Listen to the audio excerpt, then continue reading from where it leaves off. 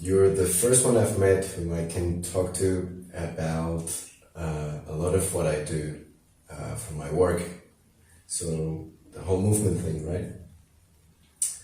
And on the other side of the coin, whenever I'm talking to my peers in this movement world, there's a lot of lack of reference and misunderstanding when it comes to all things internal, for example. So I'm really, really excited about the possibility of picking your brain and addressing many things, as well as I think it's going to benefit both sides quite a bit, right?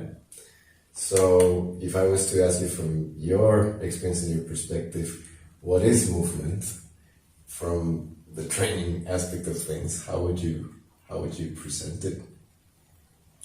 That's definitely a question I was not expecting to hear. I haven't really... Okay. It really starts to vary when you look at different layers of reality that you're exploring. So if we look at it from the perspective of the body, there's so many different ways of exploring it just from the body alone. So you might have any type of strength training, power training, explosive training, joint strengthening, rehabilitative type training, jumping around, plyometric type stuff, gymnastics, playing sports, all this stuff that might get different types of physical motions, dancing, ways of incorporating other sense gates with the movement, like both dancing with music, for example, playing music. The physical body is a part of that. If you're playing drums, time and space become a real thing. I had a drum teacher growing up. He was like, if you make the time, the space that it takes the same, the time will be the same. And if you can get the time and space to be really something that you embody and understand, from that comes groove. And you can play the same pattern but not have a groove. Or you can have a groove based off your ability to listen to time and space. So when you are playing even just with the physical, there's still these deeper components. And when you're moving, say, from a martial arts standpoint, timing and spacing are like two of the fundamental key things that you always work on. And you always hear, if you have amazing timing and amazing space management, you don't really need speed nearly as much, and your need for strength, raw strength, can diminish. So what is movement from a physical perspective can be so much stuff. Like, there's so much there. And also, I'm a little bit like, I don't know if nervous is the right word, but you're Mr. Movement, and you have a really extensive history in movement. So there's a part of me that's like, hey, you answer this question. But let's say then we move to other layers of reality. But before we do, you might also have allowing the movement of the body to occur versus making the movement of the body occur, and watching the movement of the body versus doing the movement of the body. And I have a good friend who would, back in the day, would watch me do Qi Gong, and he would be like, yeah, you're doing Qi Gong. You gotta stop doing Qi Gong. Let Qi Gong do you. And I was like, what does that even mean? Right? I don't know. But, if you're doing martial arts, if you're not allowing yourself to be moved by the situation, then you're not going to be adaptable.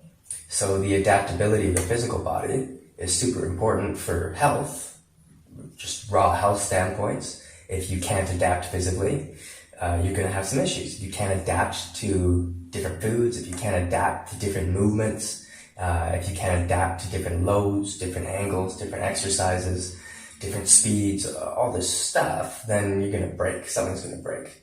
So you can look at movement at every layer as almost adaptability, the capacity to change, or as you might say in some Buddhist scenarios, anicca, change. So as we go to subtler layers, it would follow the same path. You have active change, and then you have passive watching it change. where the further you can lay the observer back, the more subtle aspects of reality are allowed to change, the more subtle aspects of yourself are allowed to change.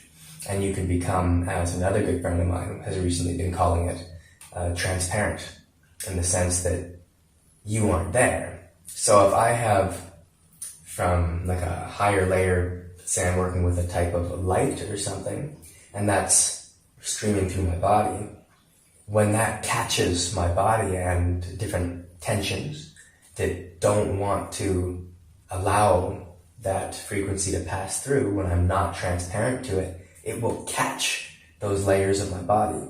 And I've got a whole host of weird stuff, and so I'll start like shaking. And as soon as I equalize with that light again, and then allow the consciousness to separate and dissolve into that light field, or whatever the frequency is, and I lay the observer back far enough that all of this energy is allowed to pass through, then all of that the weirdness stops, and the change and adaptability is allowed to take place. So you become more and more at more refined levels, a super highway for movement, or a superconductor for movement of stuff, whether that's movement of physical force, or movement of emotional interactions in a room, or movement of higher spiritual type light and energies and deities, whatever you might be working with. I think if you really want to get down to the nitty gritty of what movement is, it would be, you could look at it as active, the ability to change actively, change passively, and then ultimately beyond those two things, a surrender to something, whatever that something might be. Whether that's a pure consciousness from the deepest levels of Buddhistic type practice, or if that's some type of light or some type of energy or some type of deity, the ability to have the flexibility of mind and the flexibility of emotion and body to be able to adapt fully to a new frequency, fully to a new situation, and not hold on to any of your past habits of movement, past habits of emotion, past habits of mental activity, and actually engage with the situation as it is. So that's a pretty maybe broad type of answer to your question, but at the moment that seems to be what's coming out of my face.